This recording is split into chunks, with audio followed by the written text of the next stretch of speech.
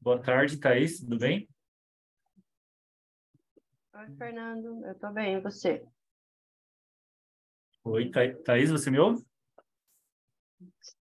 Eu te ouço, você não? Ah, agora sim. Thaís, eu sou o Fernando, eu sou daqui do Engema e a gente está nesse momento terminando uma atividade aqui no auditório. Aparentemente vai atrasar um pouquinho, tá? Então, Ah, assim tá que bom. terminar a atividade, eu já troco o link lá no telão, já projeto a sua sala e aí a professora Clândia vai lhe receber e aí a gente pode dar início, tá bom? Tá bom. Quanto tempo mais ou menos você acha? Ah, eu acredito que mais uns 10 minutos aqui. Tá bom. A gente encerra até? Vai até 18h45. Tá bom. É, porque eu tenho aula às 19 por isso, mas tá ótimo então. Ah, tá ótimo. Eu já vou avisar a Camila também que você está por aqui. Tá bom.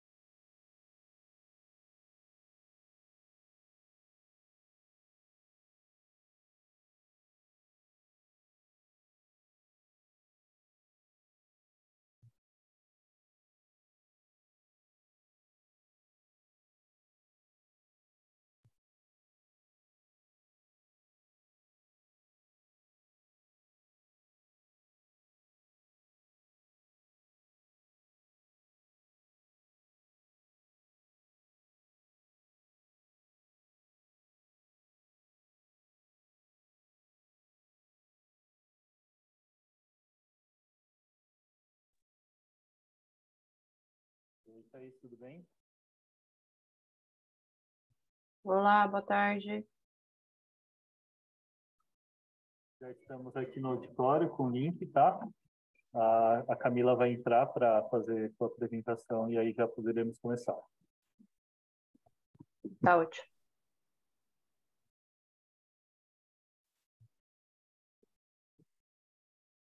Quer falar com ela, professor?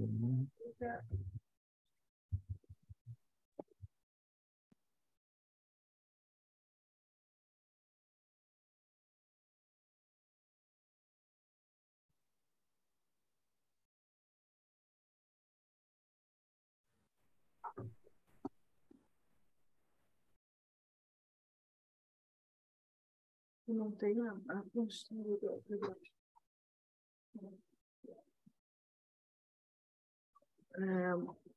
Bom, boa tarde. Olá, professora Thaís, como vai? Tudo bem? Eu vou bem, e você? Tudo bem. Dando então continuidade à nossa tarde, né? E a última atividade do dia de hoje, amanhã nós teremos atividade virtual, né? Eu queria apresentar então a professora Thaís. Ela é graduada em administração pela Universidade Estadual de Maringá, mestre em administração pela USP e doutora em administração pela Universidade Municipal de São Caetano, a UFSCS. Ainda pós-doutorando em comunicação pela USP. Possui experiência docente em instituições públicas e privadas de ensino, atuando inclusive como coordenadora de curso de graduação. Experiência também na plataforma EAD com trabalho de tutoria, orientação de trabalhos e conclusão de curso. Atuação acadêmica e docente nas áreas de administração geral, autora de diversos artigos apresentados em eventos científicos e publicados em periódicos científicos, bem como capítulos de livros e demais materiais didáticos. Atualmente é professora adjunta da Unifesp, com as linhas de pesquisa de abordagens não usuais de marketing, neuromarketing e comportamento do consumidor. Então, professora Thaís, com você, nós temos já um público online e também o público presencial. Seja bem-vinda. Tá ótimo. Muito obrigada pela apresentação. Boa tarde a todos, gente. Antes de mais nada, gostaria de agradecer a presença de todos e gostaria de deixá-los bastante à vontade para tirar dúvidas, interromper.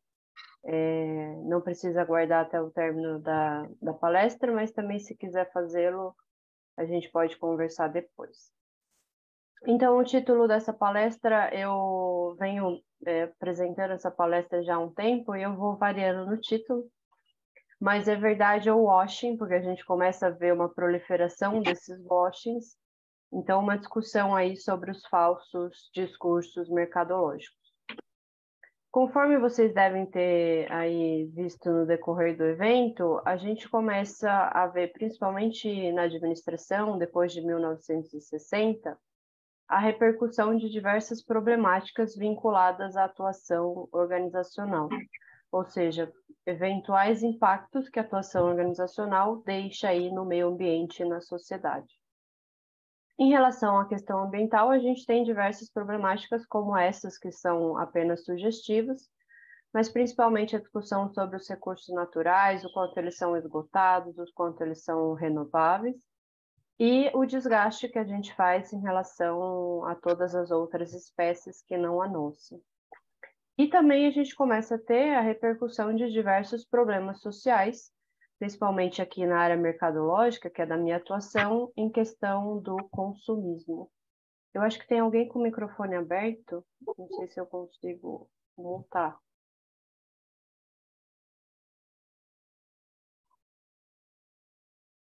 Então, esses diversos questionamentos sobre a influência negativa da atuação organizacional, tanto no meio ambiente quanto nos problemas sociais, eles acabaram repercutindo na sociedade como um todo. E aí, supostamente, nós, enquanto sociedade, também ficamos mais preocupados em relação a essas questões sociais e ambientais. Toda essa discussão permeia o próprio âmbito organizacional. De um lado, os consumidores demandando uma maior responsabilização por parte dessas organizações, e, por outro lado, as organizações tentando aí se adaptar às novas demandas do mercado. Então, a gente tem o surgimento aqui de diversos conceitos, desde os mais amplos, né, que abrangem a área de administração, da gestão como um todo, como responsabilidade organizacional e suas variações, a questão do ESG, embutindo a questão da sustentabilidade, e aí, mais especificamente na área mercadológica, a gente tem despontado o marketing societal, o marketing verde, e também, mais especificamente, em relação às propagandas, algumas movimentações no sentido de uma comunicação mercadológica contra-intuitiva. Como consequência de toda essa movimentação, a gente começa a ver também no mercado um certo oportunismo de causa, ou seja, as organizações, de repente, se deparam com uma nova situação, que elas precisam ter uma questão social, uma questão ambiental, uma causa como diferencial competitivo, e elas não sabem muito bem como lidar em relação a isso. E a gente começa a observar na literatura e no próprio meio gerencial que a agregação dessas causas, seja social ou ambiental, elas realmente conseguem trazer alguns benefícios, principalmente relacionados a uma melhoria de imagem da organização perante o mercado. Perante o mercado como um todo, então o mercado financeiro, os demais stakeholders, mas principalmente relacionado ao mercado consumidor. Então, todas as vantagens de agregação de valor, de melhoria de imagem, de fonte de diferenciação e uma vantagem competitiva sustentável são corroborados na literatura por esta movimentação de busca de uma causa por parte das organizações. Acontece que, né, como própria consequência de toda essa busca do mercado, muitas vezes a gente vê essa adaptação das organizações, ela não ocorre de maneira adequada como a gente pretendia que fosse. E aí a gente tem na literatura diversas formas de definição dessa ação não adequada. Então, tem gente que chama de superficial, ou cerimonial, ou equivocada, e tem autores que são ainda mais incisivos, que chamam essa movimentação de errônea, de cínica, de hipócrita e de mentirosa. E aí, para resumir tudo isso, a gente utiliza a expressão washing. Toda vez que a gente se refere ao washing, é uma ideia de maquiagem ou de lavagem que se dá a um produto, uma marca ou uma organização para que eles pareçam alguma coisa que não necessariamente eles são. Então, a gente vai ver que tem uma profusão de washings atrelados a isso, mas toda vez que a gente encontra uma distinção entre o que é promovido, o que é a divulgação da organização, e o que é de fato praticado, o que é a realidade da organização, a gente tem a configuração desse washing. De onde veio, né, esse washing? Então, apesar de a gente ter diversas possibilidades, âmbitos de aplicação do washing, a primeira definição que a gente tem relacionada a isso é o whitewashing. Então, a origem seminal está lá na década de 1990 e já surgia com essa ideia de lavagem ou de maquiagem ou de disfarce, mas estava relacionada à reputação de uma pessoa ou de uma empresa. Então, eu lavava essa imagem para que ela parecesse correta, sem esses erros, sem esses enganos, mas não necessariamente isso era verdade. Então, de uma maneira geral, até se vocês jogarem no dicionário em inglês, o whitewashing aparece ali como engano corporativo ou engano pessoal, que é lavado ou que é maquiado. Aqui uma curiosidade que muitos autores dizem que esse whitewashing ele se refere a uma prática habitual que o pessoal tem de fazer uma pintura branca com o óxido de cálcio, mais conhecido como cal, porque é uma pintura que é barata, é superficial, mas ela não dura muito tempo. Então você tenta esconder ali um engano que não necessariamente vai conseguir fazer isso com efeito duradouro. Só uma curiosidade aqui também, que depois dessa origem seminal, a gente tem uma outra aplicação do whitewashing, que é o fenômeno de embranquecimento de personagens na produção cinematográfica, que é super interessante também, mas não diz respeito aqui a essa origem seminal do termo. Então, depois que a gente tem esse whitewashing na década de 90, a gente começa a ter a aplicação desses washings em diferentes âmbitos. Então, possivelmente aí mais conhecido e mais discutido, nós temos o greenwashing, que é a aplicação no âmbito ambiental, então quando é direcionado aos apelos verdes ou apelos ambientais. A gente tem o bluewashing ou social washing, direcionado ao âmbito social. E aí a gente começa a ter algumas ramificações do bluewashing, né, do social washing, numa perspectiva um pouquinho mais direcionada. Diversity washing, toda vez que eu emprego um discurso de diversidade, mas não o tenho. Pink washing, tem dois entendimentos aqui. Tem autores que defendem o pink washing como atrelado à causa do câncer de mama, e tem autores, e essa vertente é um pouquinho mais expressiva, que atrelam isso à população LGBTQIAP+. Purple washing, relacionado ao movimento feminino. E aqui eu poderia colocar outros washes, porque eu ministro uma disciplina relacionada a isso, e aí volta e meia os alunos aparecem com novos washings. Então a gente tem organic washing, a gente tem black washing, vegan washing, enfim. Eu fiz só um recorte aqui pela limitação de tempo, né?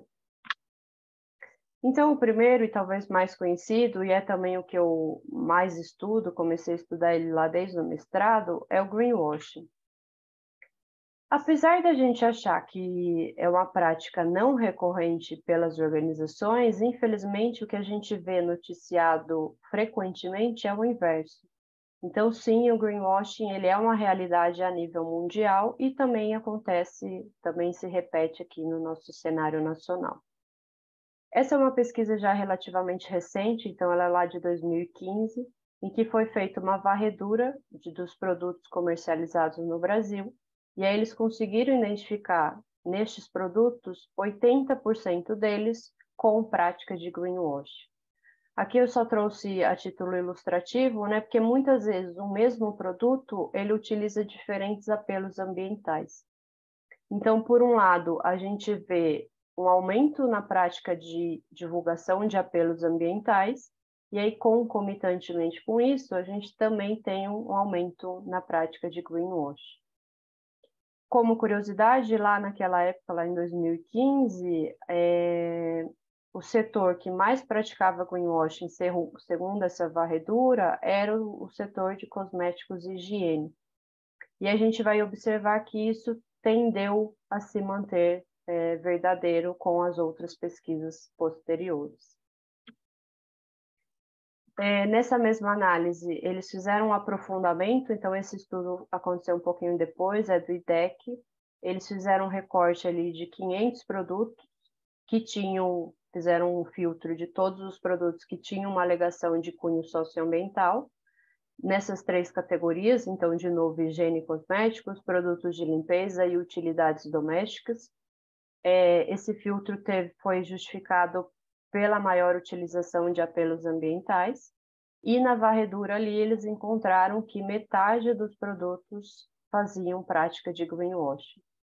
Então, ali tem uma estatística diferenciada em relação a quais utilizam mais ou menos. Nessa pesquisa, higiene e cosmético teve menos casos flagrados de greenwashing, produtos de limpeza mais da metade, e utilidades domésticas a maioria dos produtos.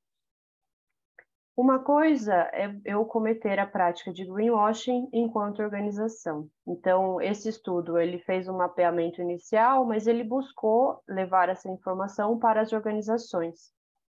Então, eles entraram em contato aí com metade dessas produtoras para informar que na varredura eles tinham detectado a prática de greenwashing, mas apesar deles terem enviado ali 243 comunicações, apenas 22 empresas se comprometeram a fazer uma readequação após essa informação.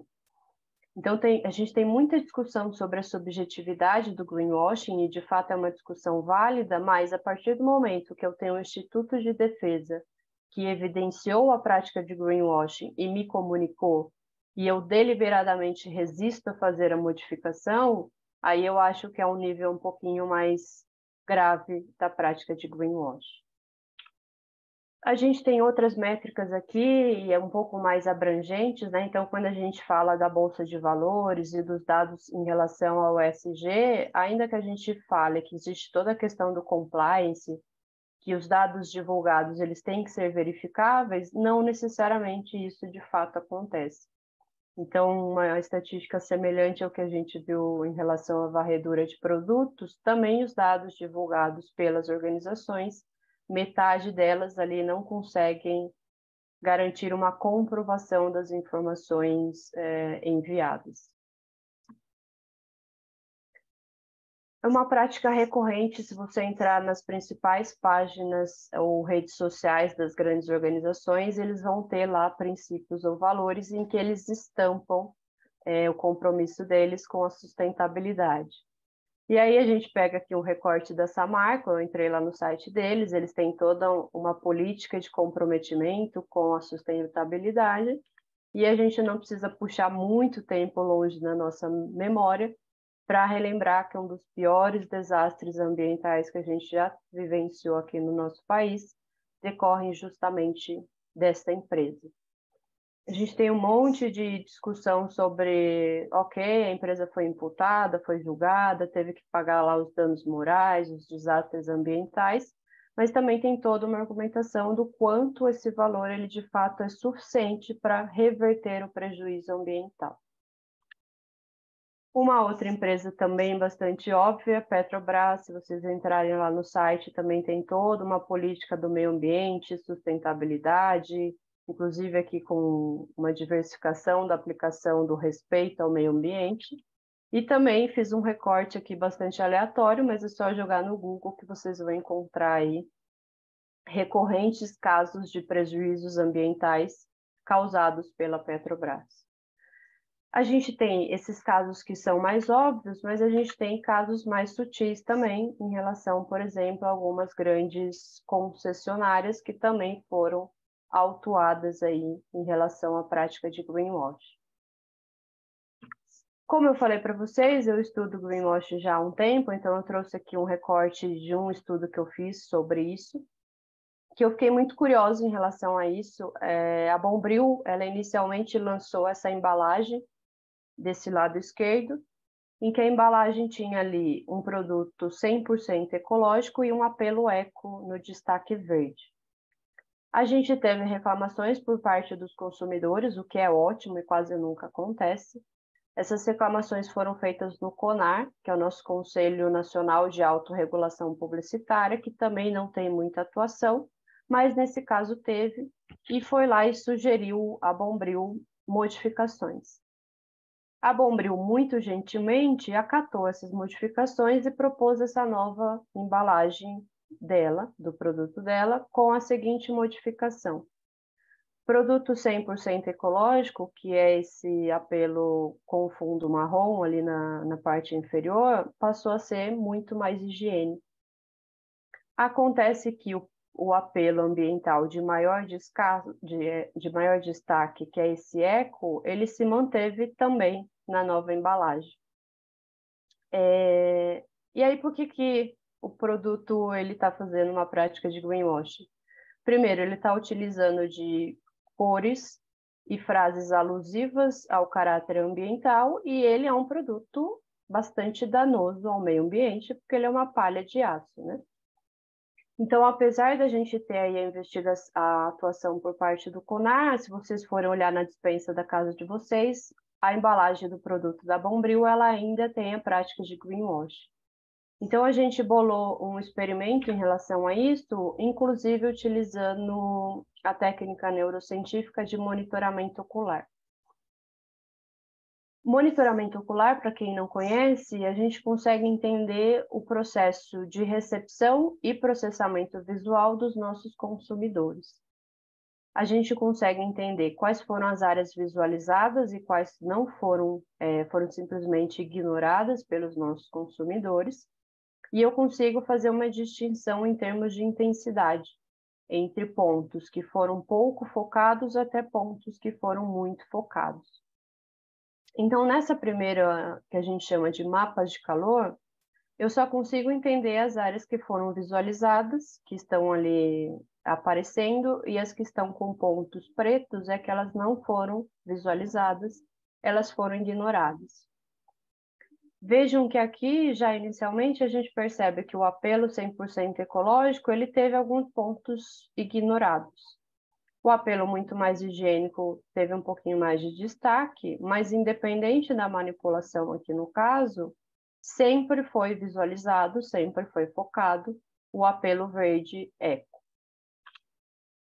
E nesse segundo mapa de calor, a gente tem análise em termos de intensidade.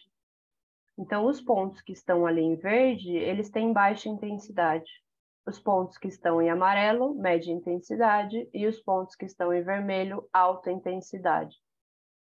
Se vocês forem visualizar do lado esquerdo, que é quando temos o apelo 100% ecológico, aqui teve um pouquinho de focalização dos nossos participantes, mas aqui praticamente não. Quando trocou para muito mais higiênico, isso pareceu chamar mais o olhar do nosso consumidor e aqui também. Mas, independente aqui da minha manipulação, os 4 pontos com o apelo eco, que se manteve mesmo após a modificação da embalagem, foram de destaque.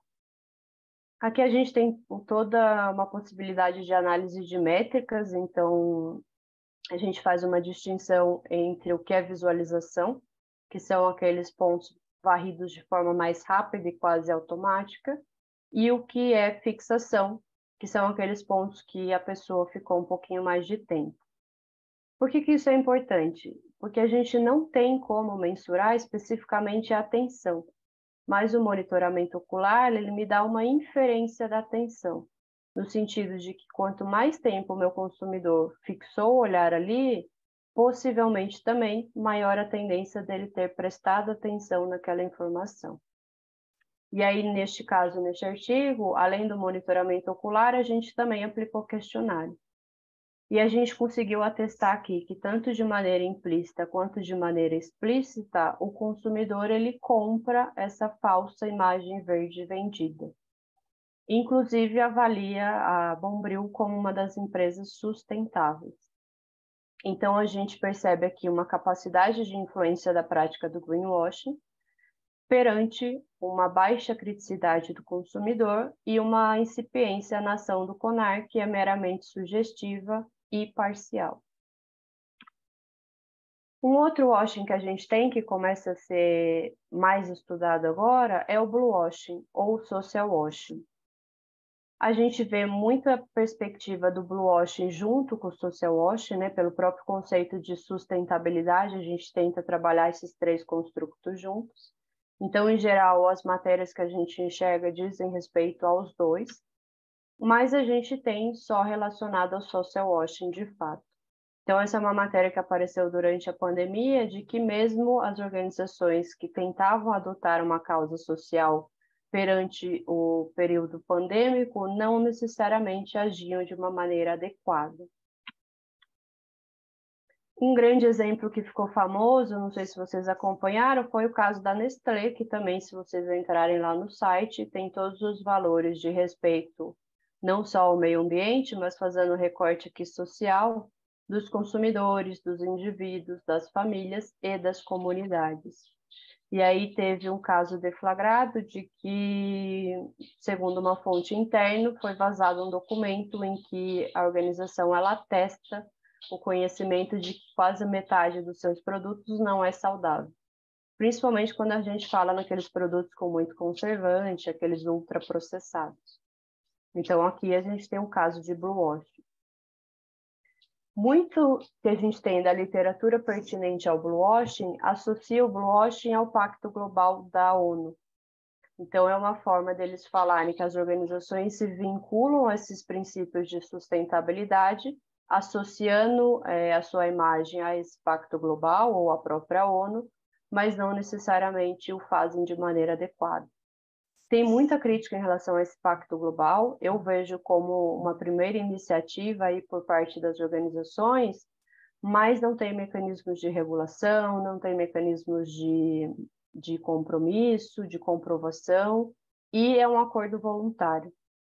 E aí, uma das explicações para a terminologia blue washing e não social washing é remeter justamente à cor deste Pacto Global e da ONU, que é azul.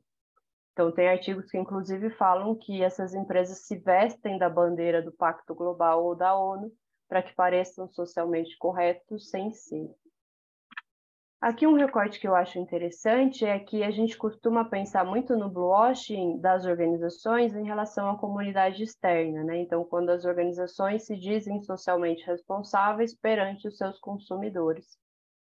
Mas o bluewashing também diz respeito aos seus próprios funcionários. Inclusive, quando a gente trata ali não só dos direitos básicos, mas de toda a questão de respeito à diversidade, ao engajamento, à motivação e etc. Então, a gente começa a ter alguns estudos, principalmente na vertente jurídica, de organizações que não respeitam nem esses direitos básicos do seu corpo de funcionários. E aí, também não preciso me delongar muito, porque também são recorrentes essas matérias, infelizmente, que noticiam organizações que ainda fazem uso de um trabalho não adequado e não justo, ou análogos à escravidão, ou com jornadas de trabalho abusivos, ou com utilização de mão de obra infantil, tanto das próprias organizações quanto dos fornecedores dessas organizações, que lá na perspectiva de cadeia de valor, a organização também é corresponsável por isso. E aí um outro artigo que eu gostaria de falar brevemente para vocês é que a gente fez essa comparação na perspectiva do consumidor. Então, a gente pegou aqui um experimento manipulando, é uma peça fictícia neste caso. Então, a gente manipulou uma peça que trabalharia com características de greenwashing, que é a primeira, então, com as questões verde e o apelo ambiental. A segunda peça trabalhou com aspectos do blue washing, então a questão azul e do social, e aí a gente colocou uma manipulação neutra, praticamente ali como um grupo de controle, em que a gente utilizou o apelo mais neutro que eu consegui pensar ali foi uma marca 100% ímpar.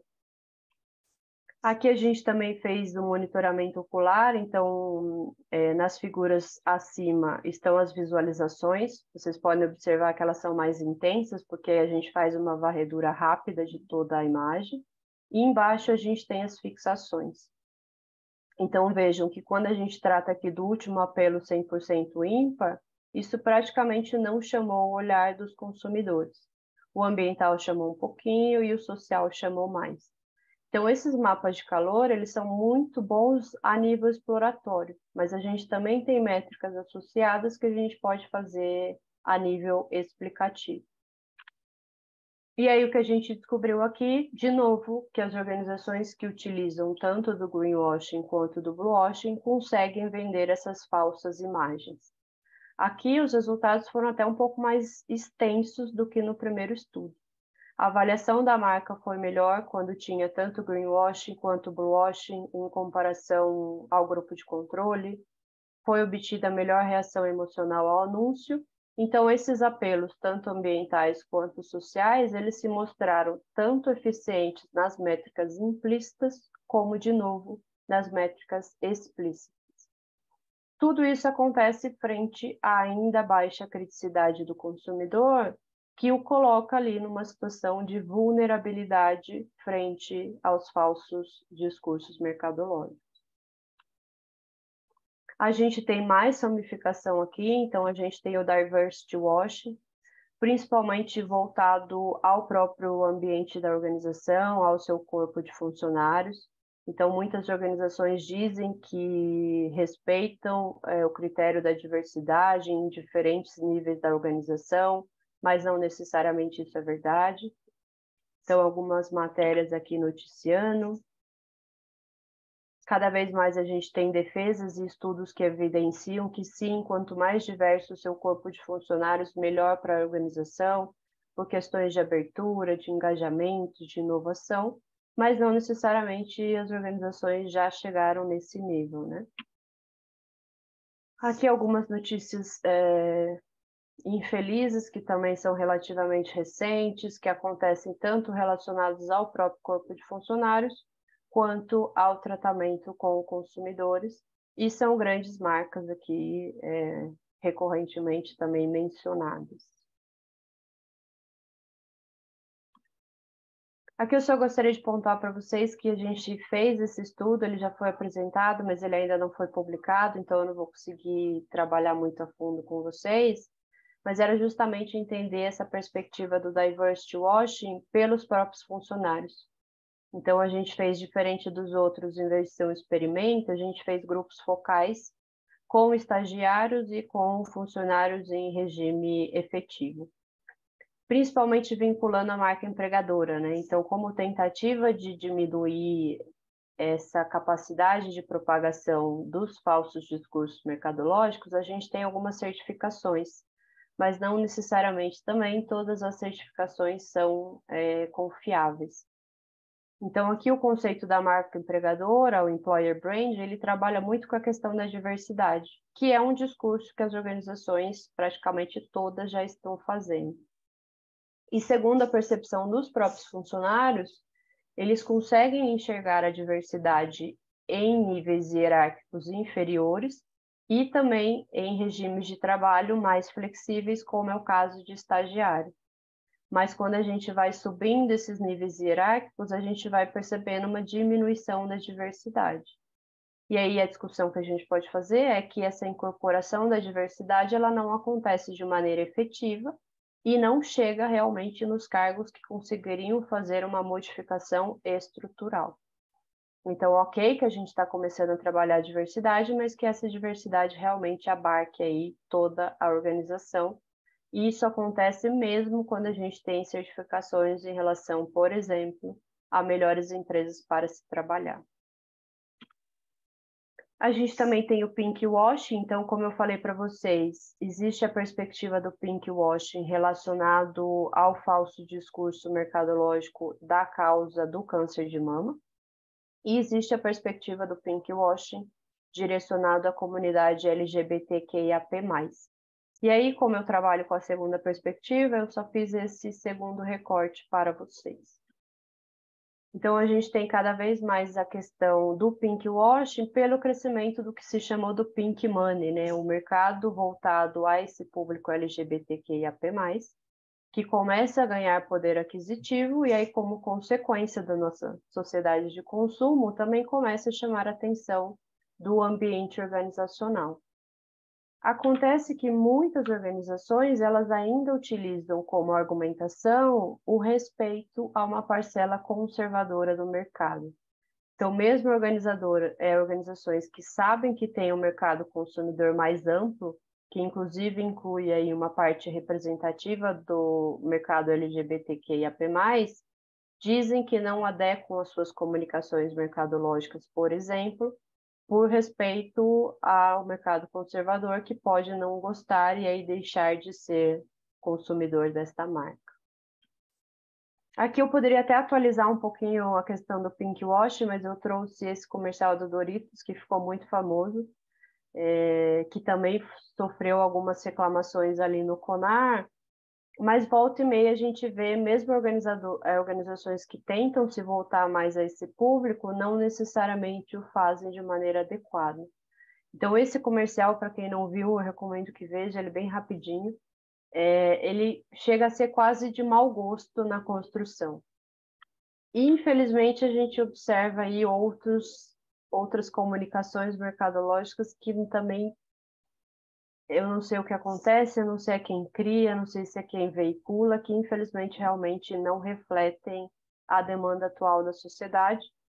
Esse aqui ficou bem famoso, que foi o da BIC, também já foi refeito, né? Já teve toda uma tentativa de correção da imagem. E a gente tem, então, de novo, trazendo a questão da marca empregadora, a certificação do Great Place to Work. Mas se vocês forem ver, por exemplo, na lista de 2021, a quarta melhor colocada é a Van, que inclusive tem um setor, supostamente tem um setor voltado para o combate da discriminação e o respeito à diversidade.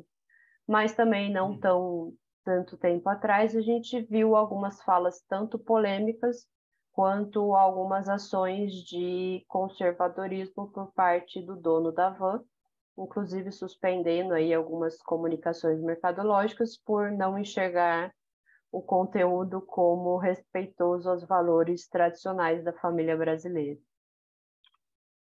Pensando na van, a gente fez um outro experimento que também, infelizmente, ainda não foi publicado, está em tramitação, que foi justamente entender a percepção do consumidor em relação a essa prática de pink wash.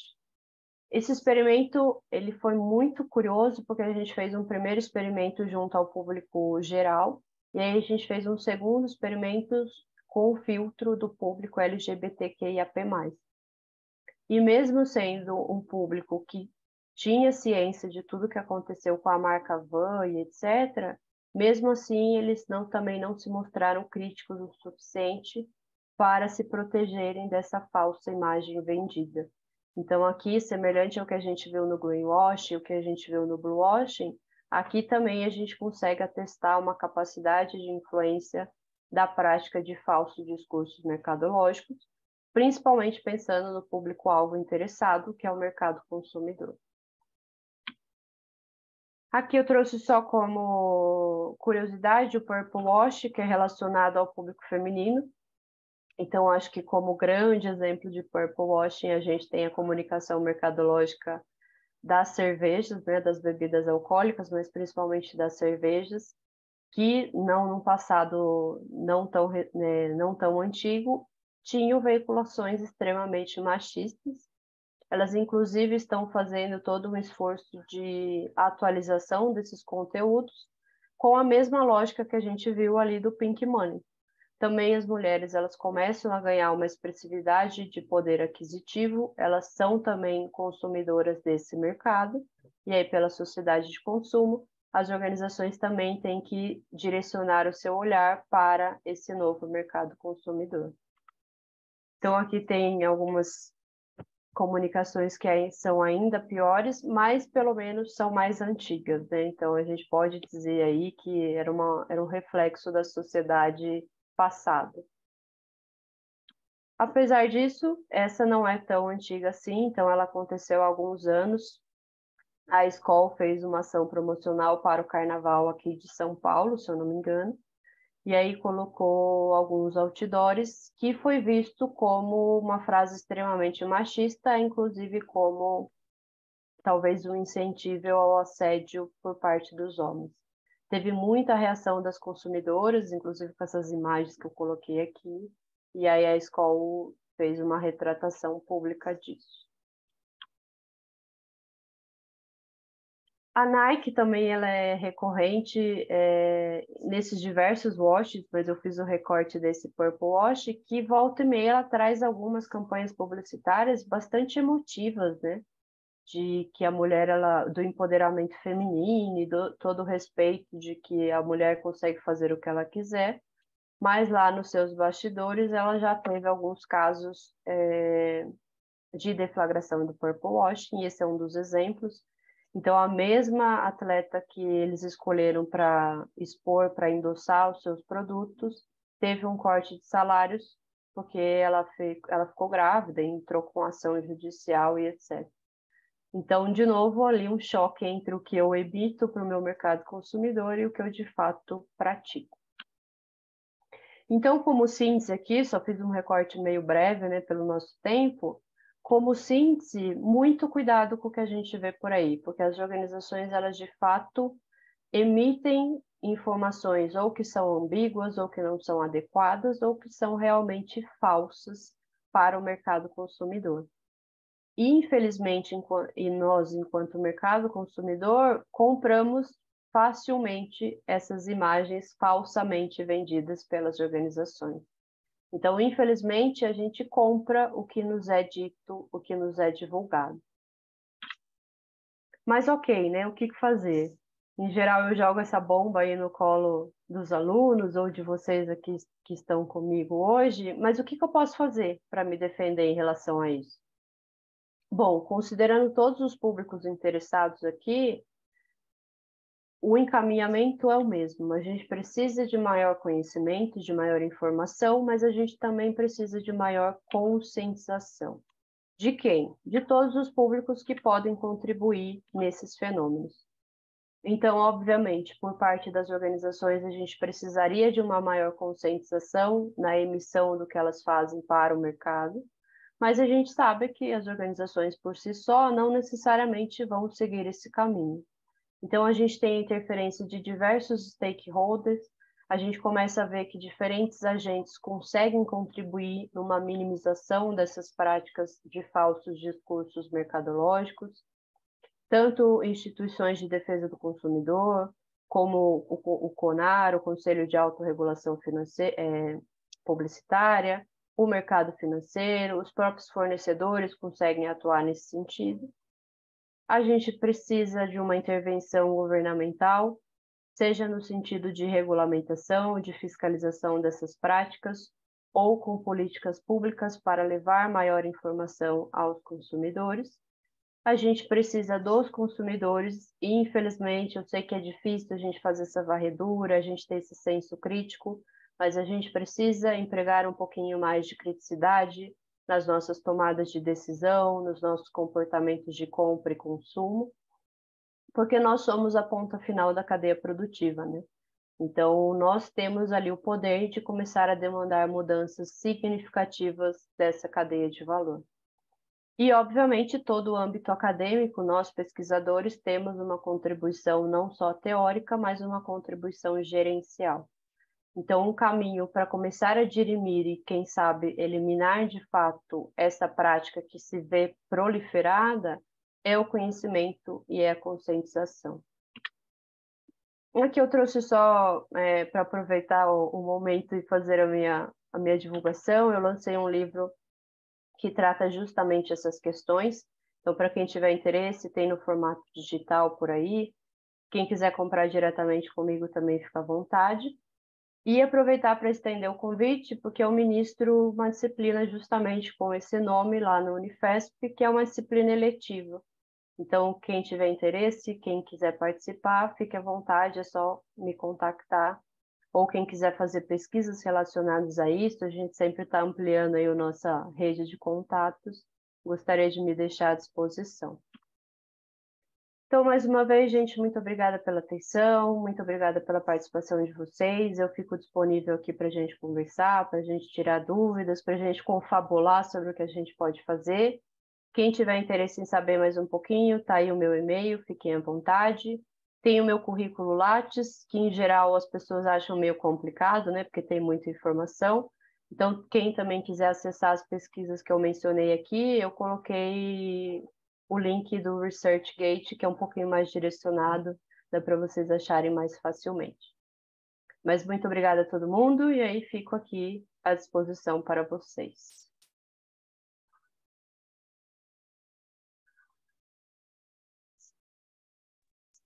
Boa tarde, professora Thaís, prazer. Olá, boa Parabéns. tarde.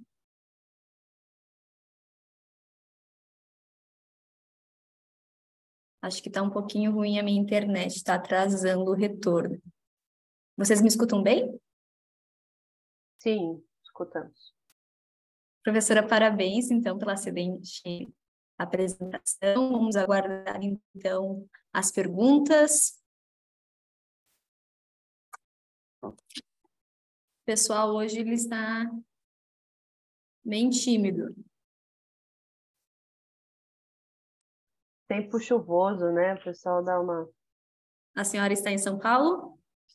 Osasco, mas a gente entende que é São Paulo, né? Tá certo. Bem, você vai ter algum protocolo específico? Senão eu tenho algumas perguntas aí mais da experiência da professora Camila, Thaís aí para falar. Posso falar? Camila, Claro, fica à vontade. Camila, é a Clândia. Tá me ouvindo? Sim, estamos te ouvindo, professora. Tem antes de iniciar a virtual, tem uma professora aqui presencial que gostaria de fazer uma pergunta. Pode ser? Estou fechando meu áudio aqui, então, desculpa. Pois não. Pode? Tá bom. Podemos fazer, então, peço desculpas ao Carlos, mas após, então, a gente... Vamos ver sua pergunta. Tá. Por favor, professora Clândia. Acho que não está funcionando. Vem aqui neste aqui que é mais fácil. Só um minutinho. Boa tarde, professora Caroline. Eu não sou professora, sou mestranda em administração pela Unipampa, Rio Grande do Sul. Mais recentemente eu estava aqui apresentando o trabalho e, na verdade, eu sou pesquisadora mais na área de carreiras, mas eu fiquei muito intrigada com o trabalho da professora. E uma pergunta seria, a minha pergunta seria se ela acredita que existe esse processo de washing também dentro, né, do mercado de RH, nos processos de recrutamento e seleção. E a minha segunda Nós vamos pergunta terminar mais um eu pouquinho, gostaria tá? de Aí tem que entender fazer um toda a pouquinho mais tarefa sobre de a hoje. ferramenta de E amanhã mapeamento tem dos um Saresp. acontecimentos.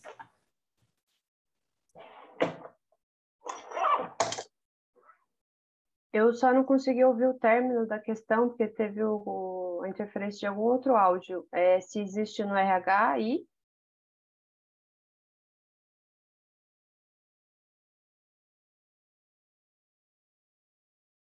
Professora Clândia, você pode pedir para a participante finalizar a pergunta? Não escutamos o final, teve uma interferência. É que estava desativado o mudo, agora ela pode fazer de novo.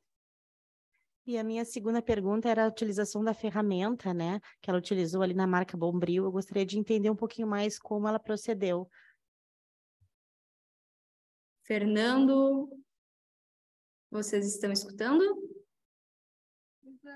Eu acho que está. Agora eu desativei aqui. Professora Thaís, eu vou falar com o suporte técnico, mas a senhora pode iniciar a resposta? Tá bom. Daí eu solicito que ela finalize, pode ser? Pode. Então, desculpa, eu não ouvi o nome de quem fez a pergunta, mas quando a gente fala, por exemplo, de marca empregadora, é muito um híbrido entre a área mercadológica e a área de gestão de pessoas, né? E essas certificações de Great Place to Work, elas são utilizadas por um trabalho interno de gestão de pessoas, mas elas são promovidas por uma ação mercadológica para chegar no mercado consumidor, além dos novos talentos, digamos assim.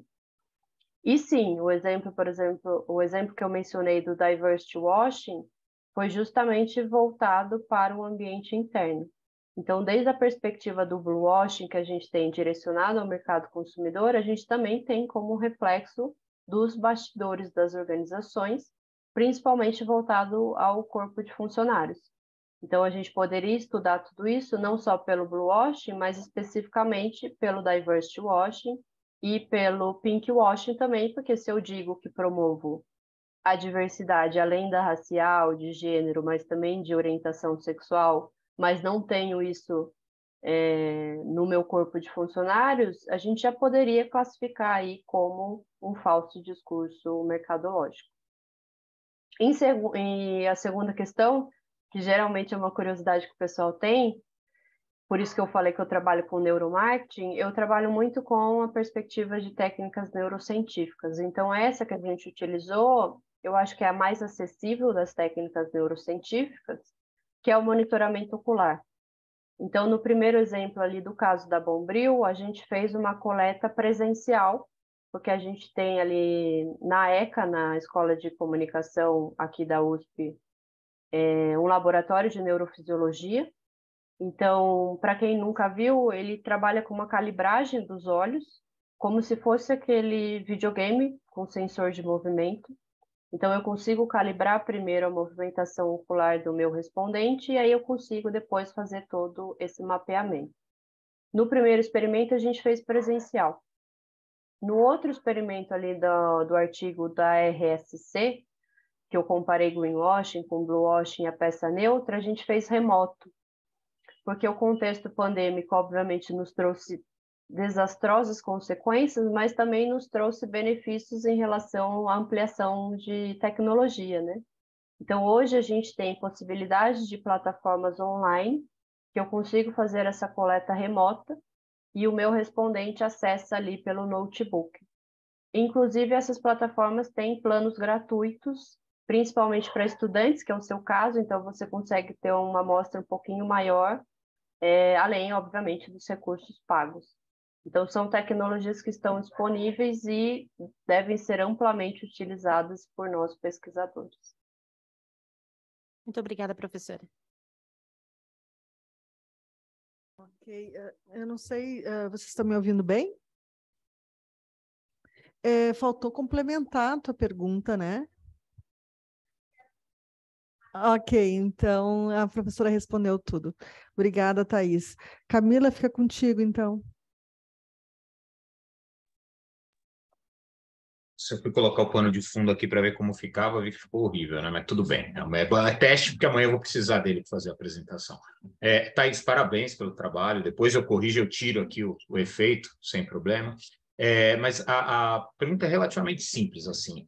Eu sou doutorando do Centro Universitário FEI, mas eu sou também egresso do mercado financeiro, então cheguei a ser C-level de seguradoras, né? Nível executivo, e essa questão, pelo menos no mercado financeiro e segurador, a gente vê muito forte essa questão da luta por inclusão das mulheres nos níveis gerenciais, né? O tal tem até uma expressão lá que é o teto de vidro, né? Que tem a expressão em inglês, que é um ponto onde a gente tem até mais mulher do que homem no mercado segurador, né? Tem lá as estatísticas gerais, só que aí quando você vai ver os níveis de alta gerência, é meio que 3 homens para cada mulher, né? Então, é uma desproporção bastante grande. Você tem visto alguns mercados que têm feito, assim, nos seus estudos, assim, que têm avançado de maneira clara, de maneira... porque eu acho que você está certo, numa apresentação como essa, que a gente tem que mostrar o engodo, né? Mas a gente tem visto algum avanço de maneira efetiva? Porque, assim, o mercado segurador, por exemplo, criou uma associação só de executivas mulheres para uma mentorando a outra, etc., chama Sou Segura. É um avanço. Esse é um avanço notório, porque os homens podem ser, no máximo, sponsors. Eles não atuam efetivamente, justamente para evitar o problema de sempre, né? Homem indicando homem, homem indicando homem. E eu, apesar da distorção da imagem, sou, né? Homem, branco, heterossexual, casado, então eu sou o perfil que se perpetuava nos últimos anos. E a gente tem visto novas e boas lideranças surgindo a partir disso. Tem algum outro mercado, algo positivo que você tenha visto nos seus estudos? Era essa a pergunta. Carlos, eu também tentei aplicar esse template de fundo e eu fiquei muito parecida com você. Então, no meu teste também não funcionou e aí por isso que eu bom abandonei. Saber, eu vou tirar. Eu abandonei e deixei a parede aqui que eu pintei em casa. Mas então, respondendo a sua questão, eu acho que a gente tem níveis de apreciação, né? Então, se a gente for ver que, por exemplo, metade da nossa população nacional é da raça negra, qualquer não diversidade, né, equivalente nos corpos de funcionário já é uma prática de diversity wash. Metade da nossa população também é feminina, então diversity wash. Poderia falar ali do público LGBTQIAP+, que a gente não tem um censo oficial, mas tudo bem. Eu, diretamente, não trabalho só com a questão da diversidade, sim mais com o falso discurso mercadológico da diversidade. Mas na disciplina que eu ministro, eu tenho uma aula só sobre isso. E, em geral, a gente tem alguns critérios de diversidade, principalmente mundiais. Os segmentos que trabalham menos com interface com o mercado consumidor têm mais diversidade, que é como se fosse uma comprovação daquela suposição da resistência das organizações pelo mercado conservador consumidor. Então, ok, eu estou fazendo toda a movimentação de incluir diversidade, mas o meu mercado consumidor, principalmente conservador, não pode enxergar isso. Então, principalmente telemarketing ou empresas de tecnologia que não necessariamente têm uma interface tão recorrente com o mercado consumidor, elas conseguem avançar mais nesse sentido. Excelente, muito obrigado.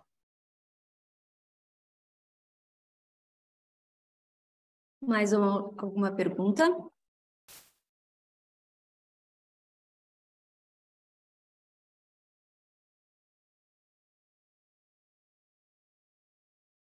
Então, professora Thaís, em nome da comissão organizadora do Engema, os professores Isaac e a professora Clândia, gostaria de agradecer pela sua colaboração conosco no dia de hoje. Esperamos contar com a sua presença, né, na USP, na próxima edição do evento, é que você está aqui pertinho, né? Então, eu passo a palavra para a professora Thaís e após a gente pode finalizar essa sessão. Cerramos o dia de hoje, então, mais um dia de evento, e retornaremos amanhã às 8 horas com apresentações de trabalhos e demais atividades no formato online. Obrigada, professora. Eu que agradeço, gente, e quem for mais tímido, não quis fazer uma pergunta, fique à vontade para me contactar por e-mail ou pelos outros caminhos que eu indiquei ali. E fico aí também à disposição para outras participações. Muito obrigada, gente, e até amanhã. Até. Tchau, tchau. Até amanhã. Obrigado, professora. Tchau, tchau.